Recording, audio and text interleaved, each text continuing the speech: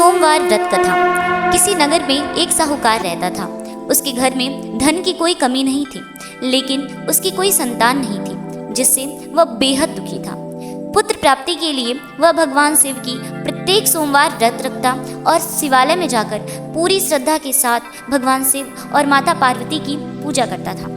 उसकी भक्ति को देखकर माँ पार्वती प्रसन्न हो गई और भगवान शिव से उस साहूकार की इच्छा को पूर्ण करने का निवेदन किया। पार्वती जी की इच्छा सुनकर भगवान शिव ने कहा, हे पार्वती, इस संसार में हर प्राणी को उसके कर्मों के अनुसार फल मिलता है और जिसके भाग्य में जो होता है उसे वो भोगना ही पड़ता है। लेकिन माँ पार्वती ने साहूकार की भक्ति का मान रखने के लिए उसकी मनोकामना पूर्ण करने की इच्छा जताई। माता पार्वती की आग्रह पर शिव जी ने साहूकार को पुत्र प्राप्ति का वरदान तो दिया, लेकिन साथ ही यह भी कहा कि उसके बालक की आयु केवल 12 वर्ष की होगी। माता पार्वती और भगवान शिव की इस बातचीत को साहूकार सुन रहा था। उसे ना इस बात की खुशी थी और ना गम। वह पहले ही भांति शिव जी की पूजा करता रहा। कुछ समय उपरांत साहूकार के घर में एक पुत्र का जन्म हुआ। जब वह बालक 11 वर्ष का हुआ तो उसे शिक्षा प्राप्ति के लिए काशी भेज दिया गया और उसके मामा को बुलवाकर साहूकार ने उसे बहुत सा धन देकर कहा कि तुम बालक को काशी विद्या प्राप्ति के लिए ले जाओ और मार्ग में यज्ञ कराते जाना।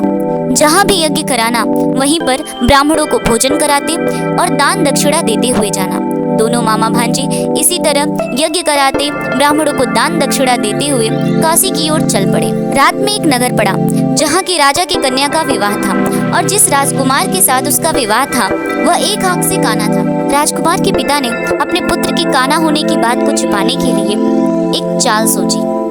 राजकुमार के पिता ने अपने पुत्र के काना होने की बात को छुपाने के लिए एक चाल सोची। साहूकार के पुत्र को देखकर उसके मन में एक विचार आया कि क्यों ना इस लड़की को दूल्हा बना दो और राजकुमारी से विवाह करा दो।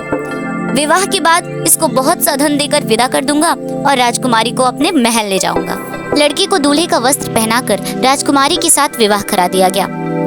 लेकिन साहूकार का पुत्र एक ईमानदार शख्स था। उसे यह बात न्याय संगत नहीं लगी। अवसर पाकर वह राजकुमारी के चुन्नी के पल्ले पर यह लिख दिया कि तुम्हारा विवाह मेरे साथ हुआ है और मैं काशी पढ़ने जा रहा हूँ, परंतु जिस राजकुमार के साथ तुम्हें भेजा जाएगा वह एक आंख से काना है।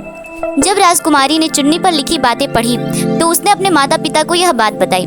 राजा ने राजकुमारी को विदा नहीं किया, जिससे बारात वापस लौट गई। दूसरी ओर साहूकार का लड़का और उसका मामा काशी जाकर पहुंचे और वहां पर उन्होंने यज्ञ का आयोजन किया। जिस दिन लड़के की आयु 12 वर्ष की हुई उसी दिन यज्ञ का आयोजन रखा गया।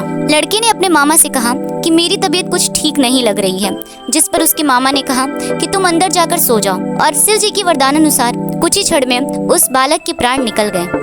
मृत भांजे को देखकर उसके मामा ने विलाप शुरू कर दिया। संयोगवश उसी समय माता पार्वती और शिव जी उधर से जा रहे थे। पार्वती शिव जी से कहती हैं कि हे प्राणनाथ, मुझे इसके रोने का स्वर सहन नहीं हो रहा, आप कृपया इसके कष्ट को अवश्य दूर करें। जब शिव जी मृत बालक के पास गए तो वह बोले, यह उसी साहूकार का पुत्र है जिसे मैंने 12 वर्ष की आयु का वरदान दिया था। अब इसकी आयु पूरी हो चुकी है। किंतु मातृभाव से विभोर माता पार्वती ने शिव जी से कहा कि हे प्राणनाथ, आप इस बालक को आयु देने की कृपा करें, अन्यथा इसके माता पिता इसके वियोग में तड़प तड़प कर मर जाएंगे।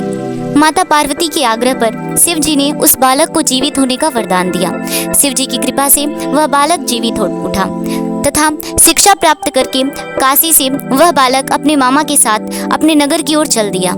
दोनों चलते चलते उसी नगर में जा पहुंचे जहां उसका विवाह हुआ था। उन्होंने वहां पर यज्ञ का आयोजन किया। लड़के के ससुर ने उसे पहचान लिया, उसे महल बुलाकर उसकी खूब आव भगत की तथा अपनी लड़की को उसके साथ विदा कर दिया। इधर साहूकार और उसकी पत्नी भूखे प्यासे रहकर अपने बेटे की प्रतीक्षा कर रहे थे।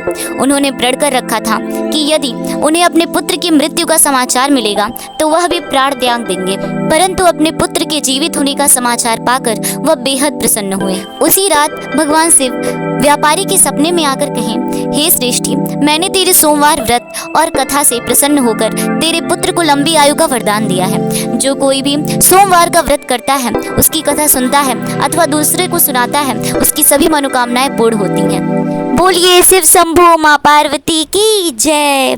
हर हर शिव शंभू।